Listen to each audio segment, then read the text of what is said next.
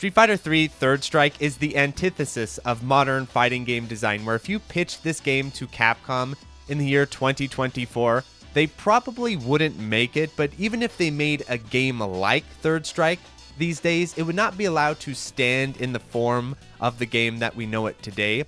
And that's because Third Strike, in my opinion, is the final true arcade entry of the Street Fighter series. And yes, I know technically Street Fighter 4 and 5 have arcade releases and people especially played 4 in the arcade, but I think 4 onward are definitely designed more in terms of modern live service style of model, where Third Strike is not only an arcade game through and through, but the epitome of what good arcade game design looks like, and the reason why I think it endures so long even to this day. And I know the FGC talks a lot about the good old days in the arcade era, but I don't think anyone has fully pointed out how fundamental of a difference building a game for the arcade was versus building a game in the modern context that we know today. And it goes way beyond just patching and character balance. And so I wanted to point out a really simple but fundamental difference between what Third Strike was trying to do versus what something like Street Fighter 6 is trying to do. And so if we look back on the arcade era of Capcom's fighting games, you'll notice an interesting phenomenon, which is that between the arcade era games, so Street Fighter 2, we won't talk about Street Fighter 1, so Street Fighter 2, Street Fighter Alpha, and Street Fighter 3, a lot of people have commented over the years that it is crazy how fundamentally different these games are from one another. They take radical shifts with the Street Fighter formula each time around. They try to make the games play significantly differently. Whereas if you look at Street Fighter 4, 5, 6, and a lot of modern fighting games, they tend to have a more iterative, bring back the sort of previous game but change a few things here and there style of design. And that is a really substantial shift that actually goes back to the arcade context. And I think when we look back on Third Strike, I feel like if you don't understand the arcade, you don't understand Third Strike, because a lot of people I've seen online and just commenting and discussing the game, a lot of people will say, well, Third Strike is actually kind of a betrayal of the Street Fighter series because of its parry system and the way the game shifts the established formula from Street Fighter 2 of footsies, fireballs, and uppercuts, which I agree with, which is true. That is what Third Strike does. But calling it a betrayal, I think, is totally missing the context of what this game was trying to do, because we're looking at it back with our modern fighting game players' eyes and not remembering what it was like in the arcade. For example, let's say you walk into the arcade, you put your quarter into Street Fighter 3, you're looking for Cammy, she's not there, you choose Ryu, you start doing fireballs and uppercuts and they're getting parried, and you're thinking, this plays absolutely nothing like Street Fighter 2. I want to play Street Fighter 2. Well, in the arcade, all you have to do is turn to your left. There's Street Fighter 2. It's right there. It's 4 or 5 feet away from you. If you want to play Street Fighter 2 in the arcade, it's literally there. You can play it. And if you want to play Street Fighter 2 with your friends in the arcade, even when Third Strike was out, you could just walk over to the Street Fighter 2 cabinet. Same thing with Alpha. If you showed up in the arcade and you're like, hey, I want the Alpha cast, I want the Alpha gameplay, there's Alpha right there. And if you were the arcade owner and Capcom was approaching you and said, okay, we made a new fighting game. It's a lot like Street Fighter 2. In fact, it's like pretty much an update to Street Fighter 2. The arcade owner would think, okay, why do I need to buy this? I already have Street Fighter 2 right here. It's crazy popular. I've already paid for it. No one really cares that much about this update. I don't know if I'm gonna buy.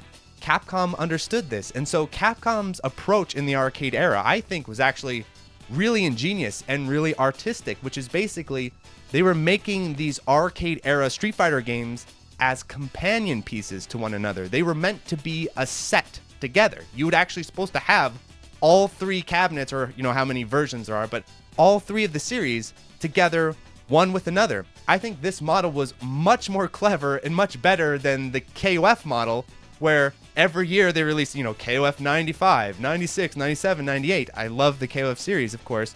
But have you ever walked into the arcade, other than like Galloping Ghost and like collector's arcades, but think back to your local arcade. You walk into your local arcade and they have 98, 99, 2000, 2001 like lined up together? No, why would the arcade owners do that? Whereas with the Street Fighter series, you could often see the cabinets together, and everything about these series shifts would entice you to try the other one. They would change the graphical style, the general theming, the cast, the music. They wanted the games to be distinctive from each other artistically and not just graphically. And that's the other thing too. In the arcade, you'd go and get the Tekken games like Tekken 2 to 3 to Tag. And yes, the Tekken games would shift things. I know the mechanical changes from each Tekken game to one to another. But if you're just a casual player like I was as a kid and coming in and you see Tekken 2 and you see Tekken 3 next to each other, and Tekken 3 looks way better, has a bigger cast, and just does everything Tekken 2 does but better, you don't then go back and play Tekken 2 because you feel like it. You're like, no, it's all about Tekken 3. And I remember in my arcade, they would start to drop the prices of like the older Tekken games. So you'd come in, Tekken Tag 2 is like $1, Tekken 4 is like 50 cents, and then you look at Tekken 2 and it's like a quarter because no one will play this.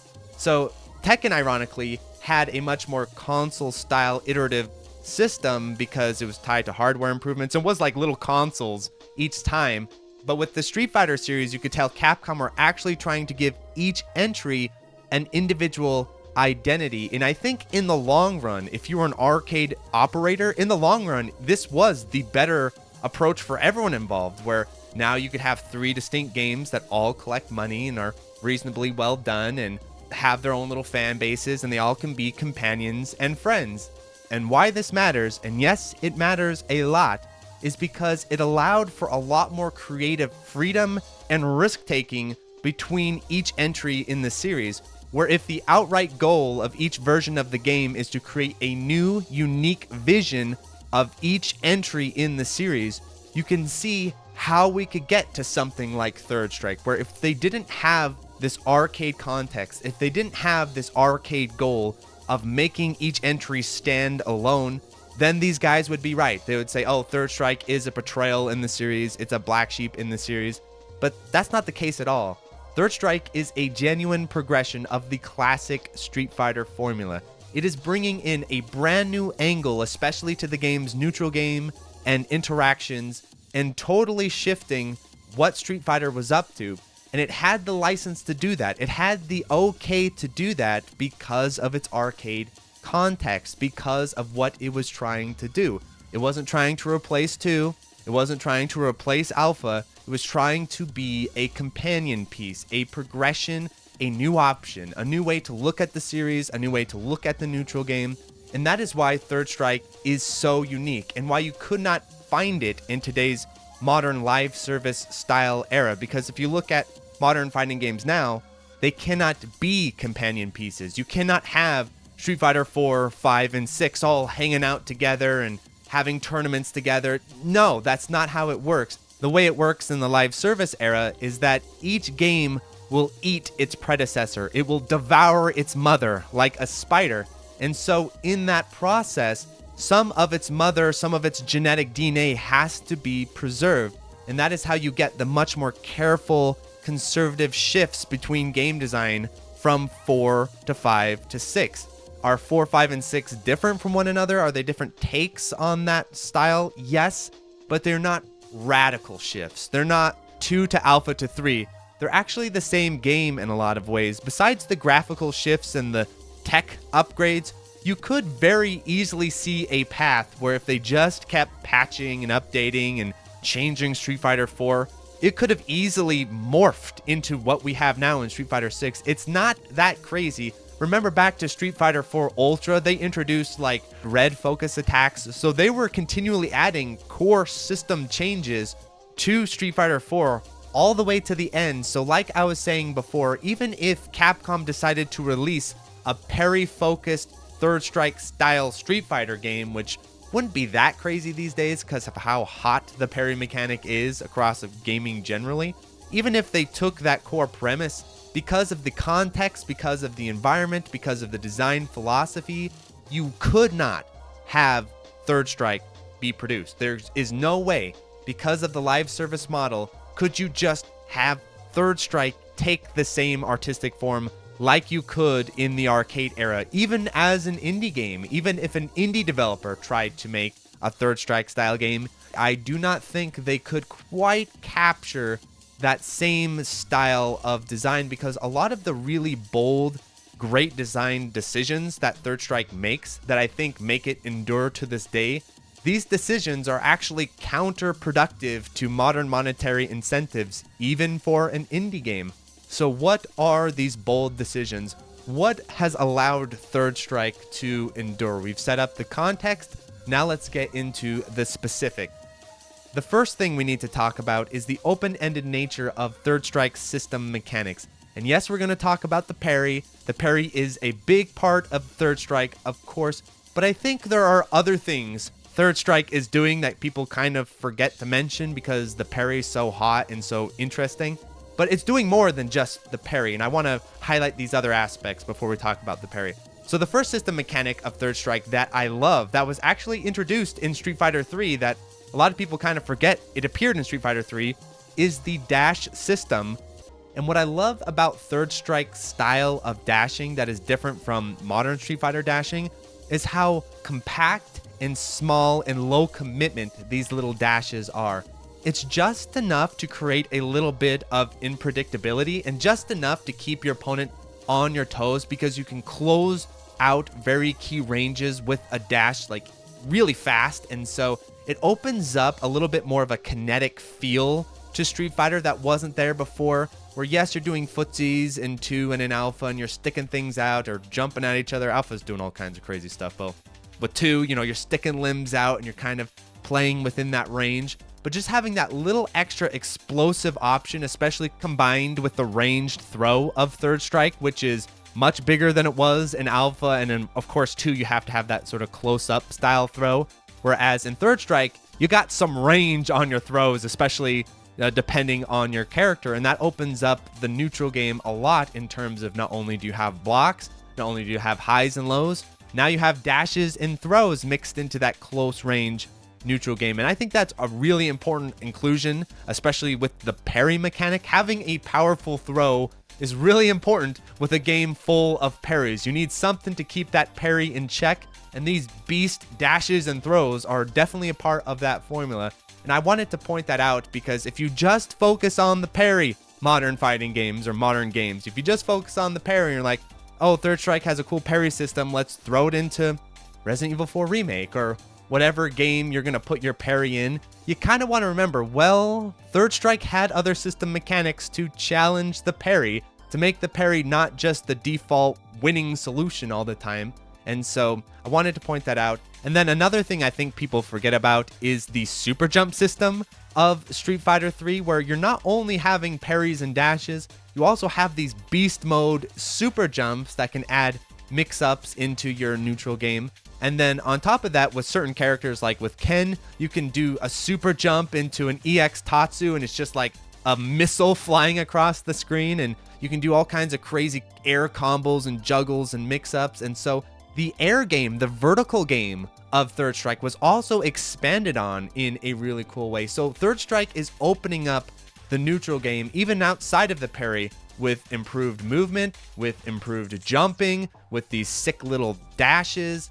And my favorite thing about Third Strike's system mechanics and neutral game is that it plays a little bit more like a 3D fighter than other 2D fighters ever do, because of how much you're right in each other's face. I know classic Street Fighter players who love the Fireball game aren't a huge fan of this, but I think it's awesome. And the fact that you have so many options and genuine neutral game strategies that can emerge in the up close to mid close range in a 2D fighter is really impressive and really unique. And it does stand out from even modern fighting games to this day.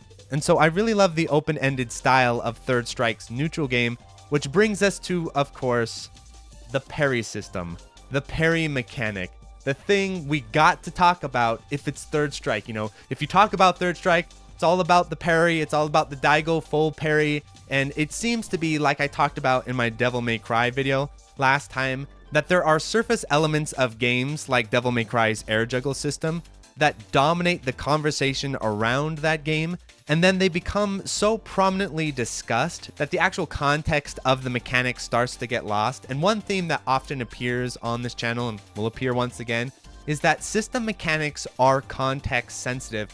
Just because a parry system works extremely well in Street Fighter 3 Third Strike doesn't mean that that concept fully translates over to other styles of game design, or even that if you changed certain aspects of Street Fighter 3's parry, it would be a hot garbage mess. That the way the Third Strike parry exists, its limitations, its context, is very important to how effective it is. So the main thing I will say that I appreciate about Third Strike's parry system, the hallmark best thing about it that I don't think people talk about all that much, is how limited it is. How Capcom decided to implement the parry system, what it costs, what it can do, what its context is, because the parry is not just a one-size-fits-all solution in the context of Third Strike, and this is a big mistake that new Third Strike players make. I know, because I made that mistake when I first started playing Third Strike, because when I first entered Third Strike from playing Street Fighter 4, like many people,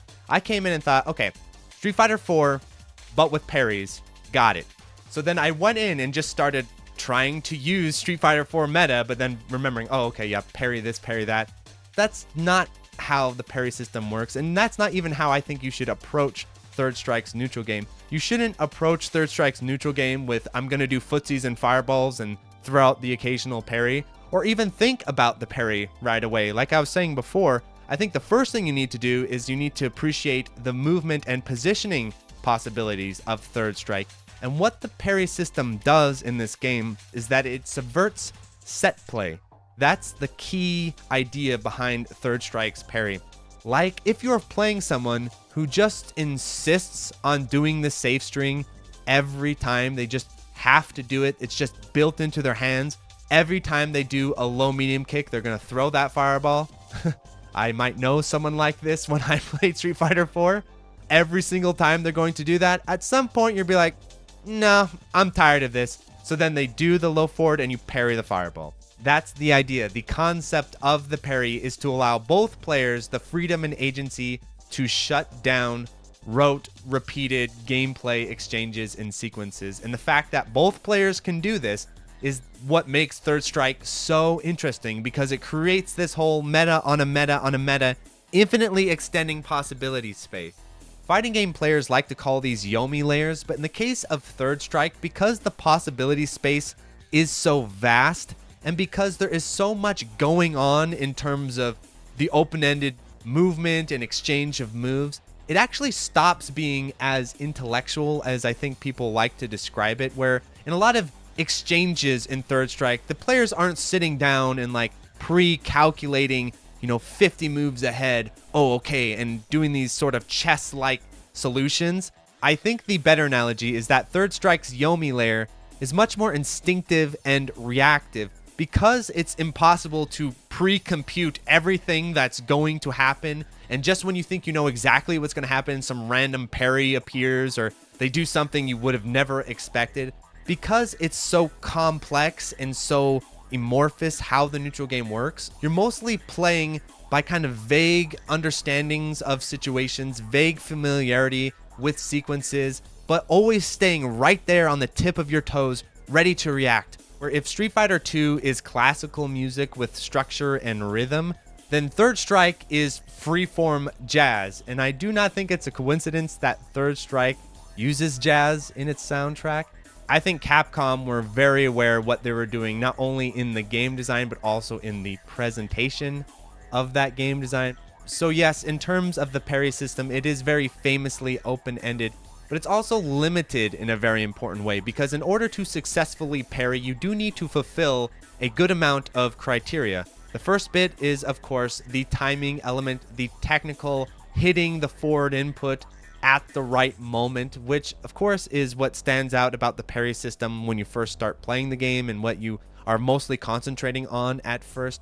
But the funny thing is that the more familiar you become with Third Strike and the enemy attacks and the game's neutral game, the technical limitations of the parry become rather modest. It's actually not that hard to full parry Chun-Li's super or to full parry things if you have the knowledge of how they work, when the attack has the windows and everything like that. With knowledge, the technical limitations of the parry really aren't that strict, at least with the normal parry. The red parry we'll talk about in a second because that's more technical, but in terms of technically nailing the parry, that's not that demanding of an input. I love the way it's balanced because it's technical enough that you need to know what you're doing, you need to be reacting, but it's lenient enough that what it's really testing is knowledge. And that brings us to the second limitation on the parry, which is its high-low distinction. If you haven't played Third Strike before, you may not know this, but there are two different parries. You need to either parry high or parry low, and you need to get that right. Why does this distinction matter? Because like I said, it goes back to understanding context. It goes back to understanding the neutral game, where you need to know, oh, they're going to do a low here, they're going to do a high here. There's not a technical difference for this distinction. It's a knowledge check. It's a situational limitation to prevent that sort of overwhelming, well, I'll parry here and it's going to cover 3 different options. It's a way to break up that parry into being much more specific and much more risky, because maybe you go for the parry and you're right, but you get the wrong type. It's a standing and you went for a low, or you went for a low and it's an overhead. So the fact that the parry is limited by having to know whether it's going to be a high or a low, and then the timing really changes the way the parry in Third Strike works compared to modern action games. Whereas in Resident Evil 4 Remake, all you need to know is that the attack is coming. There's no extra spacing, context, situational awareness required. And then the final thing I love about Third Strike's parry system is that it is a core mechanic that is not artificially limited. You don't need meter to do a parry, and there aren't special armored moves or crap like that that can prevent the parry. If you have a hitbox, it can be parried. Throws can't be parried because they're throws, but any regular attack hitbox of any kind can get parried. That's why Daigo doing the full parry on the super is wild, because what other developers, like, you want to parry a multi-hit super? Sure, go ahead. Give it a try. It's not going to be easy, but it is possible. And this is what makes the parry system of Third Strike feel so classic in terms of game design, because rather than making this cool system mechanic, but then only allowing it to be used in developer supervised areas, instead what Third Strike does is makes the mechanic, gives it strong natural limitations, and then says, all right, players, you figure it out. Have fun. And that's so indicative of Third Strike's overall approach. It doesn't feel like a developer supervised game. It feels very freeform and you just do you. You cannot get stuff like Urian's crazy setups or the Denjin or like all kinds of wild shit that exists in Third Strike. You just could not get that in today's market and fighting game culture. It just would not be accepted, allowed. Quick break, I just wanted to mention that the annual t-shirt drive to help support the channel is currently happening. It'll happen for the next 2 to 3 weeks. If you can get your order in during this time, I would really appreciate that. It's going to really help the channel with going full time, and the merch I think is really cool. So I just wanted to remind you all, if you're interested in helping support the channel, link in the description to get your shirt order in. All right, back to the episode. And that brings us to my final subject that I want to talk about with Third Strike, and perhaps the biggest reason why I think Third Strike has endured so long. So to cover it, we have, of course, the bold arcade design philosophy, which does not exist in the live service era. And then it has the open freeform system mechanics, which cannot exist in the esports era. And then finally, it is unbalanced, but in the right way. And what I mean is that the concept of game balance is a much larger discussion than simply if all the characters are equally good. And that is a defense you hear about modern fighting games all the time, that modern fighting games are more balanced than ever and much more balanced than those old arcade fighting games. And that usually means in the sense of every character is about as equally good to one another. But by that metric, here is the ultimate balanced game, a game with one character. There's no beating that level of balance, or what we often see, a bunch of characters, but they're all about the same. You know, they have some surface level differences, but in the end, A lot of them play pretty much the same. They have the same basic structure, formula, style, strengths, weaknesses. There is like some minor variation here or there, but nothing too drastic or complex, especially in today's live service era, because if you look at fighting game casts, not only are they homogenized in a lot of ways, but they're also ever expanding, because it turns out releasing new characters is a great monetization model. It's a way to keep your game alive and relevant. Is, okay, this season we're releasing new characters, this season we're releasing new characters. So you start a fighting game with usually a reasonable cast size, but by the end of its lifespan, it's just this massive mosh pit of characters. And yet, the games are more balanced than ever. These are the most balanced games of all time, despite having 50, 40, like quadruple the size of cast of a lot of arcade fighting games. How exactly is that possible? Well, for one, I think the balance of modern fighting games is overstated. It's just the fact that the unbalanced elements of modern fighting games tend to only emerge near the end of their lifespan, when the developers stop hitting the game with a hammer and constantly patching it and constantly patching anything that might be a little bit too good. And then by the end, I'm thinking of like Street Fighter 4 with like Elena healing. You find the broken stuff, but the game's gonna die anyway. Who gives a shit? So that's one thing, is that I think the balance of modern fighting games, even when they are homogenized in a lot of ways, is overstated.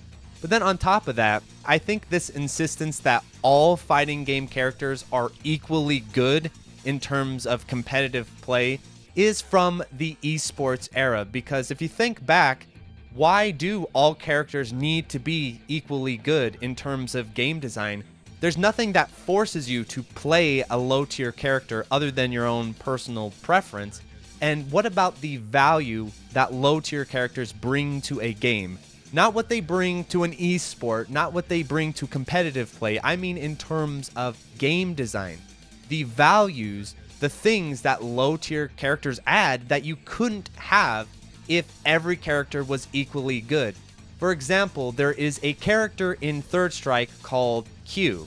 Q is one of the swaggest, coolest characters in Third Strike, but a big reason why Q is so swag and so cool, and why a Q always gets cheers and everyone's like, oh shit, the dude's playing Q, is the fact that Q kinda sucks. He's like a low tier type character. And so when you're watching a competition between two players, one guy's playing Yun or Chun, and then one dude's playing Q, in terms of game design, it adds a whole extra dimension to that choice that simply could not be there if all the characters were high tier or equally good. The fact that some characters are systematically bad adds a lot of interesting layers to gameplay interactions that wouldn't be possible otherwise. I'll give you a real life example where one time I went to a Melee tournament, and I play Fox in Melee, the highest tier character in the game. I think a really well done high tier, but we'll leave that for another day. Anyway, this was during the 20XX era, where if I ever plugged in my controller and selected Fox, especially out here in Idaho, people's eyes would start to roll like, oh, cheater, cheater, pumpkin eater. And I got so sick of this, where there's players that were clearly a lot worse than I was, who kept acting and thinking that, oh, you're better than me because you play a high tier character, that I thought, all right, let's try this. So I started beating these guys with Pichu and Pikachu and like low tier characters, Roy. And I specifically chose Roy, Pichu, and these types of characters to put these players in their place and to send them a message that is irrefutable. Where if all the characters were equally tiered, all the characters were equally good, and you go to your local scene, these scrubs could always claim matchup problems. And that matters in game design. Doesn't matter if it was an esport, doesn't matter if you're in the World Cup. No, but Third Strike didn't persist because it's an esport. Third Strike didn't persist because it has lots of prize money and Capcom backing. It persists because it's an engaging, exciting game. And so having a more rigid tier system going on adds a lot of dimension to the game over time, especially because of how deep and skill-based Third Strike's system mechanics are. Where once I was playing against a guy from Japan on Fightcade, And the skill difference between myself and this guy was so extreme that not only was he beating me with low tier characters and my own character, and I play Ken, he's top tier character, but he literally just rotated the entire cast one slot at a time against me. And the fact that he was able to do that with some bad matchups against my Ken was completely meaningless. I hadn't even entered his domain of skill where tiers, character differences, none of that even matters. And that's what's special about Third Strike, where if you sit down and you say, well, I'm not going to play Third Strike because Chun, Yun, and Ken are really top tier, you're not even in the ballpark to worry about tiers at this point. And in fact, playing some weird low-ish tier character in our current environment might be an advantage, because that brings me to the next point about the interesting balance of Third Strike, where I think the right characters are top tier and the right characters are low tier. I am glad that certain characters are not better than they are, because I think the way Third Strike really handles it is think of the top 3 top tiers: Chun, Yun, and Ken. Chun-Li, a very defensive character in a very aggressive system. That's the funny thing, is that Chun-Li is the most powerful defensive character in the game and the most powerful character in the game, and yet Third Strike as a system favors more aggressive freeform play. And so you have a very defensive character in the top tier, and then right after that you have Yun, like the most aggressive character in the game, especially with his crazy super and all this crazy dive kick shit he can do. And then right after that, you've got Ken, an all-around solid fundamental character.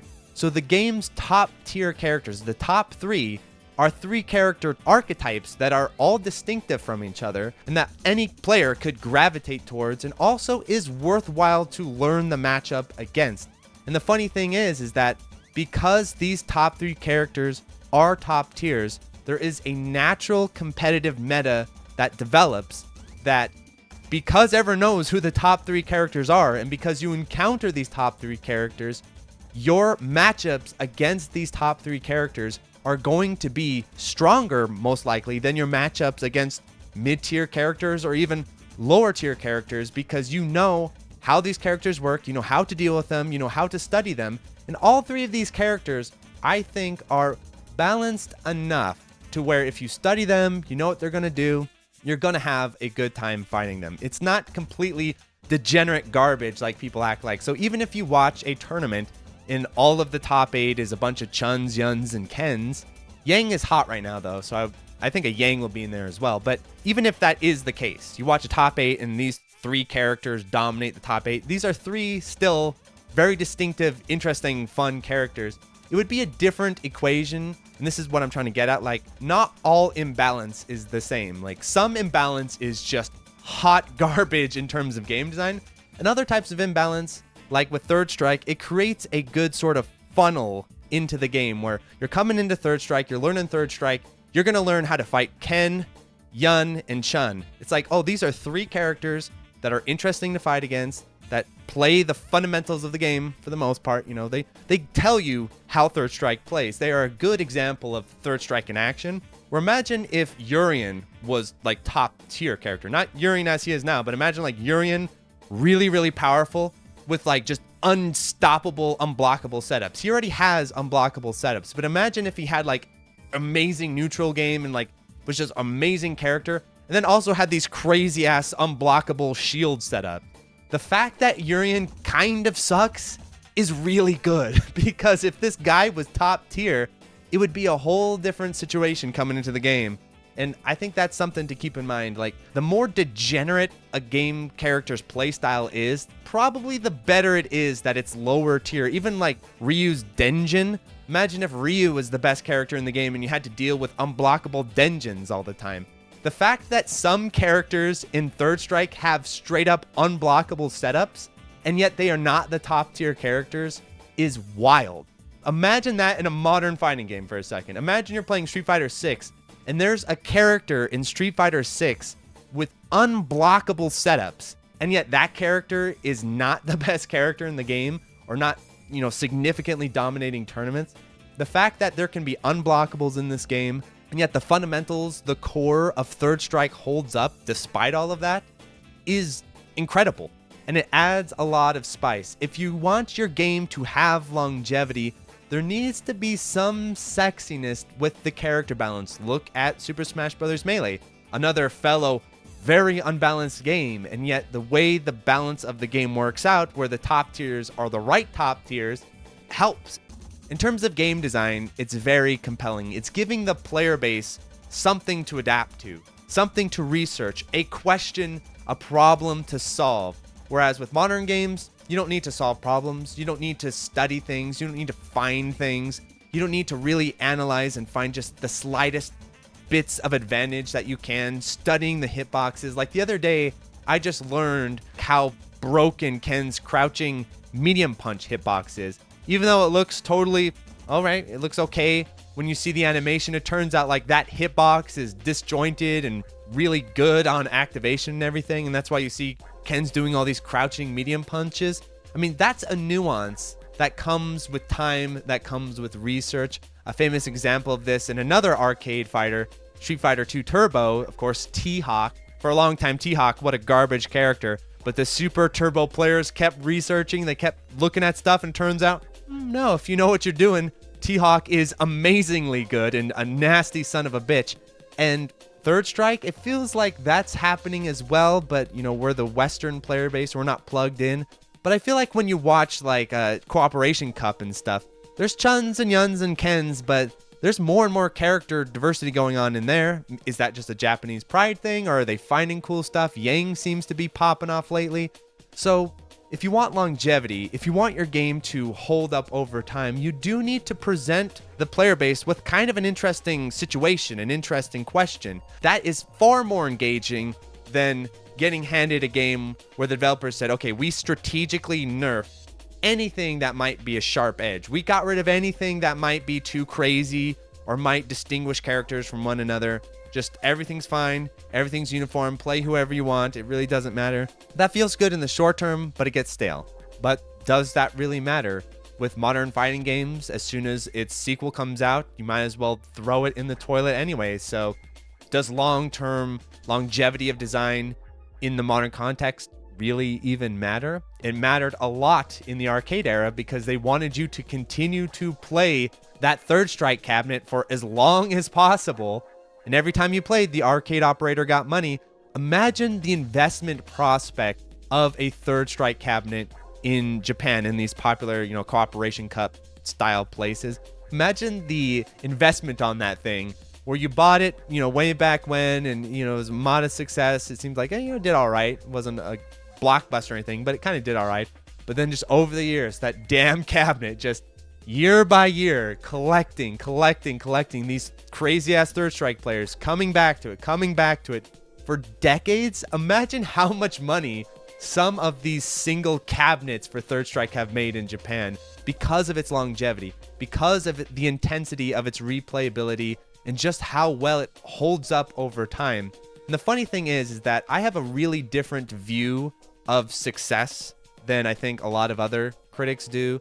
For example, you could look at Street Fighter V and say it's a success because by the metrics of how people analyze games these days, you know, sales, and it had big tournaments. So it had a lot of sales and it had big tournaments. Was Street Fighter V a success? By those metrics, it was an outstanding success. In fact, it was a much bigger success than Third Strike, than a lot of classic fighting game. But in terms of longevity, in terms of game design, in terms of artistic content, in terms of how people are influenced by these metrics, there's no denying that Third Strike is a success.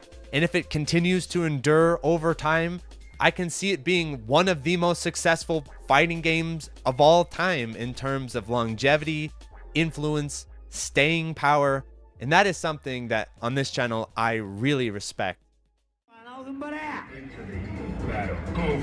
さあ、ラウンド2。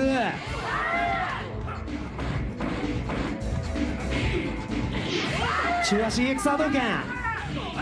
大志。さあ、勝利に対してここで電陣。電陣やる。3段もしっかり決めて。ささあまだ上がんない。地獄車灼熱波動。さあ優勝はドリーム。 I hope you all enjoyed this review, and please subscribe if you're so inclined. And I have an interesting plug for today, which is that this weekend, Third Strike is going to be featured at EVO, and I was all jazzed to try to restream it and do some like commentary and discussion with chat about Third Strike during EVO, because this is kind of a once-in-a-lifetime opportunity. And so I put in my request to be restreaming it to EVO a while back. Never heard back, which I kind of take as a no. Either I'm too insignificant to respond to, or the channel might have a bit too big of a mouth to approve with all the corporate sponsors and everything. And so since access has been denied, what I'm going to do is that on Monday, the day after EVO, I'm going to do a full recap stream of the event and of the top 8s, and especially of Third Strike, with special guest and fighting game player Quash returning from last year's EVO recap. And so that's going to be a really awesome time. If you can tune in and chat along with us in real time, that would be really awesome. Adios, everyone. So thank you to the $5 patrons: 100 A Gamer, Absconditis, Accepting Panda, Anhold, AJA, Alistair Stevenson, Alexander Pfeiffer, Analgesic Productions, Anthony A, Arcade Hell, Arrow Viper, Owl Ally, Autonamed, Beelit, Beampit, Bo, Beatodames, Blade Symphony, Boghog, Board Vesmati, Borgie22, Chase Palumbo, Christopher R, Chronic Burnout 3, Clara Cliff, Clay A Binkley, Climby Coyote, Coast, Cooksan 666, Cook Some Soup, Crump 12, Des Audio, DRK, Dances with Incels, Darren Griffin, Dave Hansen, David Andrus, David Crespo, Delta Tango 6, Demian Smirnov, Dingo, DJ420, Praise It, Drano, Dr. Bosky, Elvin Senisev, Eleanor Moon, Elias Alonso, Eric Houdini, Evie Zerker, F Deluxe, Friskin, Florida Sucks, Forbidden Dave, Frames Per Human, Francisco, Freckle Lord, Full Set, Game Soup, Game Boy Guru, GPM, Gustavo Sanchez, Hans Kowalski, Rune Khan, Hausu, Hirudeath, Hikihime, Han Harthy, Hud, Hugh Mungus, J-Dab, Jake Ryan, Jack Walsh, Jacob Grossman, Jacob Valenzuela, J-Lab, JB RPG, Jin Cons, John Kelly, John Longwalker, Josh Mayer, Julian Elwood, Jurgen, K, K2, Contain, Praise the Boys, Ludwa, Lord Harrington, Lorian, Mad Combaticus, Malaise, Mario Simic, Mark Sloan, Mars Bar, Matt O'Leary, Maz, Minong, Meister, New Jam, Milos Shamel, Mr. Mamma Mia, Morog, Monroe, Nathaniel Davis, NCR Trooper Scout, Neondagger Games, Nile Aegiatis, Oklakugels, Paul Jablonski, Paul Osterman, Powell Parole, Pedro Perez, Poor Little Pigeon, Poorly Written Protagonist, Psycho Blizzard, Queen Charlene, Ralph Trujillo, Raul VP, Rapido, Realskeen, Rent Halt's Time, Retrojet, Retro Man, Retro Schmupper, Riff Mason, Rory Starks, Rolf015, Ryan Bartlett, Salmon Connections, Scanline City, Jantac, Jazzy, Shmup Junkie, Shmup Run, Zero Pong, Spiders STG, Spongy, Steady AI, Steppable, Steve Fiction, Street Magic, Superfunk, Tamzarian, Taze Ryu, The Boot Rex, The Dirty Screech, The N1, The Old Bensta, Tim French, Travis Arbon, Troop Good Guy, Sugumo, 2YU, Twest Please, Twilight EX, Unikoi Roots, Ursula, Ushimushi, Vic Viper, Beautiful, Wabby Legs, What Is This, Zachary Patton, Zeal, Zenryoku.